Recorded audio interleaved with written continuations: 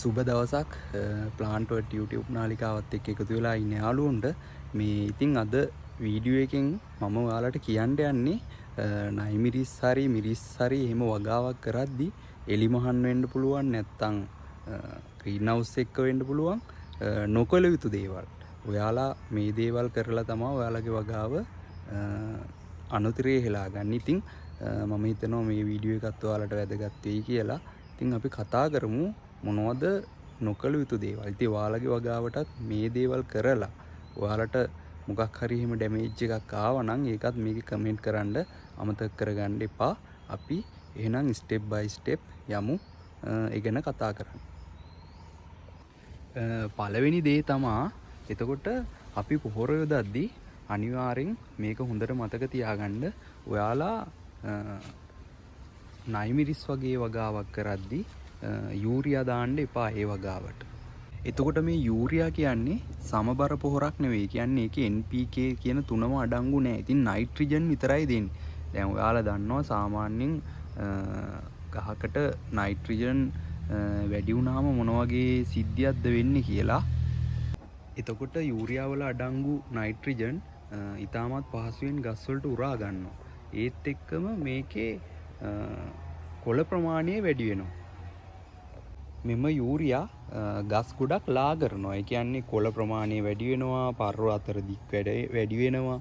ඉතින් මල් ප්‍රමාණය අඩු වෙනවා. ඒ කියන්නේ යූරියා ගොඩක්ම ඕනේ වෙජිටේටිව් අවධියට. ඉතින් ගහ තව තවත් දළු දාන්න ගන්නවා, ගහ උස යනවා, කොළ දාව වැඩි වෙනවා. ඉතින් ඒ වගේ ගැටලු ඇති වෙනවා. එතකොට මල් ප්‍රමාණය එහෙම අඩු වෙනවා. ඒත් එක්කම මේකෙන් වෙන තවත් ගැටලුවක් තමයි මේ ගස් ගොඩක් ලා වුණාම එතකොට පැලමැක්කෝ ඊට පස්සේ මයිටාවෝ ඊට පස්සේ සුදු මැස්සා ඒ වගේ පෙස්ට්ලට මේක ඇටැක් කරන්න තියෙන හැකියාව ගොඩාක් වැඩි.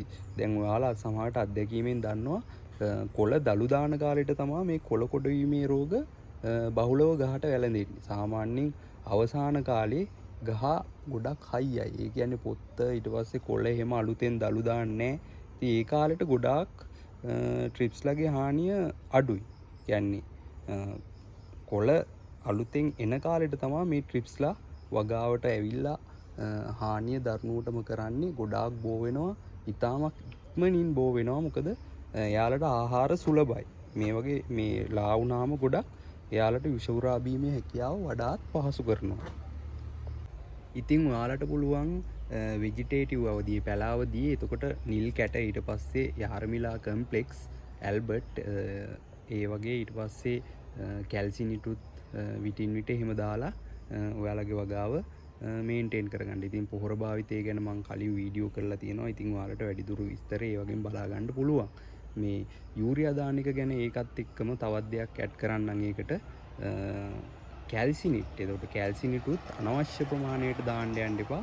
මොකද ඒකෙත් නයිට්‍රජන් ගොඩක් තියෙනවා.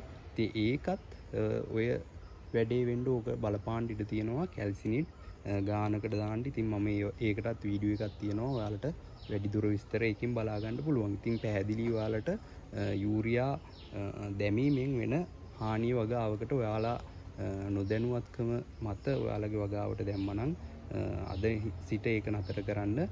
ඉදිරියේදී කරන වගාවල් වලට යූරියා දාන්න නැතුව වෙනත් අර මම කිව්ව පොහොර භාවිතා කරලා හදලා බලන්න වෙනස කොහොමද කියලා. මීළඟ නොකළ යුතු දේ තමයි ඔයාලා කිමිකල් ගහද්දි හය ඩෝස් ගහන්න එපා පොඩි කාලෙම. මොකද දැන් ඔයාලගේ වගාව පැල කාලේ අපි හිතමු සතියක් එකමාරක් වෙන වගාවකට ඔයාලා ගහනවා කිමිකල් හය ඩෝස් එකක්. ඒ කියන්නේ තියෙන නිර්දේශ ප්‍රමාණයට වැඩියෙන් දාලා ගහනවා සත්තු ටික ඔක්කොම මැරිලා යන්න කියලා. ඉතින් මෙහෙම ගහපුවම මොකද වෙන්නේ? ඔය මේ අතරේ මොකෙක් හරි සතෙක් ඉතුරු වුණොත් එහෙම එයා අලුතෙන් රීප්‍රොඩක්ෂන් කරනවා. ඉතින් එයාලගේ පැටව් ඒ කෙමිකල් එකට රෙසිස්ටන්ට් වෙනවා. ඒ කියන්නේ ප්‍රතිරෝධතාවයක් ඇති කරගන්න.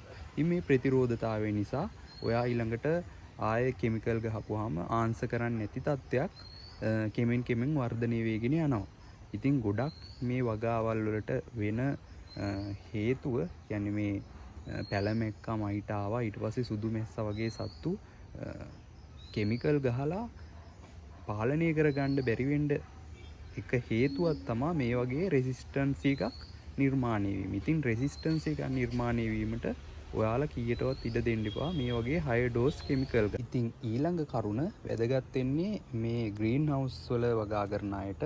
ඉතින් ග්‍රීන් හවුස් වල වගා කරන අයගේ අලුතෙන්ම වගාවක් පටන් ගත්ත කෙනෙක් වෙන්න පුළුවන්. ඉතින් එහෙම කෙනෙක්ගේ මතයක් තියෙන්න පුළුවන් මේ වගාවල් වලට ග්‍රීන් හවුස් ඇතුළට සත්තු වෙන්නේ නැහැ, ලෙඩ හැදෙන්නේ නැහැ. එහෙම මත මම දැකලා තියෙනවා කට්ටිය කියනවා. ඉතින් එහෙම එකක් නැහැ. සාමාන්‍යයෙන් ග්‍රීන් හවුස් ඇතුළට එන්න පුළුවන්. දැන් ඔයාලගේ සමහර ගොඩක් දෙනෙක්ගේ මං අත්දැකීමෙන් දන්නවා මට කතා කරපුවාම කියනවා පළවෙනි වගාවේ නයි මිරිස් ඇදුවා කිලෝ එකක්වත් කැඩුවේ නැහැ කියනවා. ඉතින් බලපුවාම එයාලා බෙහෙත් ගහලා නැහැ, කෙමිකල් ගහලා නැහැ, නිවැරදි ආකාරයට.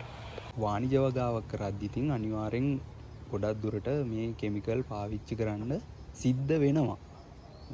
ඕගනික් ආකාරයට කරන කට්ටියත් ඉන්නවා නැතුවම නෙවෙයි. ඉතින් සාමාන්‍යයෙන් බහුතරයකට මේ කෙමිකල් පාවිච්චි කරලා මේ වගාව කරගෙන යෑමට සිද්ධ වෙලා තියෙනවා අද කාලේ හැටියට. ඉතින් ඒක ගැනත් ඔයාලා අවධානය යොමු කරන්න. ඉතින් ඒ වගේ මත තියාගන්න එපා. ඔළුවේ ග්‍රීන් හවුස් එකක් ගහපු පළියට ඔයාලගේ වගාව සාර්ථක වෙනවා කියලා. මොකද ඔයාලා අර කෙමිකල් ගැන පොඩි දැනුමක් ඒ ගැන ස්ටඩියක් කරන්න ඕනේ. මොකද සාමාන්‍ය YouTube හරහා වුණත් ඔයාට ඒ ගැන යම්කිසි දැනුමක් ලබා ගන්න පුළුවන්. ඉතින් මම හිතනවා ඔයාලට මම කියපු විස්තර ටික වැදගත් වෙයි කියලා. ඉතින් අද වීඩියෝ එකෙන් මම නවතිනවා. ඔයාලට තව ඊට අමතරව මොනවා හරි ගැටලු තියෙනවා නම් කමෙන්ට් කරන්න. ඉතින්